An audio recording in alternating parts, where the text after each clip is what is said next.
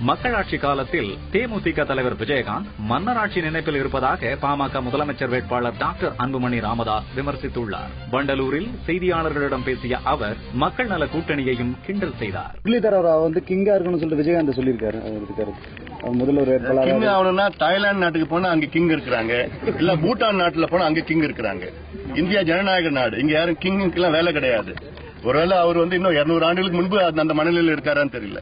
மக்கள் கிங்லாம் இருந்தாங்க. மக்கள் நல கூட்டணி திருமாவளவன் முதல்வர் வேட்பாளரை வந்து நாங்க ஏத்துக்கிட்டு தயாரா இருக்கும் சொல்லியிருக்காரு. அது இவங்க தான் சொன்னாங்க, போன மாசம் இல்ல போன வாரம் சொன்னாங்க, முன்கூட்டியே நாங்கள் முதலமைச்சர் வேட்பாளர் அறிவிக்க மாட்டோம், காரணம் எங்களுடைய கூட்டணி ஜனநாயக கூட்டணி, ஜனநாயக நாட்டில் அறிவிக்க கூடாது, தேர்தலுக்கு பிறகுதான் நாங்கள் எல்லோரும் சேர்ந்து கூடி நாங்கள் அறிவிப்போம். இப்ப நாங்க முதலமைச்சர் வேட்பாளர் அறிவிப்போம், எங்களுக்கு புரியல. அதனால அது ஒரு கூட்டணி கிடையாது, அந்த கூட்டணியில ஒண்ணும் கிடையாது, அது கரைஞ்சு போடும், பெருங்காயம் கரைஞ்சு போடும். திமுக அதிமுக தவிர வேறு எந்த கட்சி வந்தாலும் கூட்டணிக்கு தயார் என டாக்டர் அன்புமணி ராமதாஸ் தெரிவித்தார். முன்னதாக வண்டலூரில் வரும் 27ஆம் தேதி நடைபெறும் பாமக மாநாட்டு ஏற்பாடுகளை டாக்டர் அன்புமணி பார்வையிட்டார்.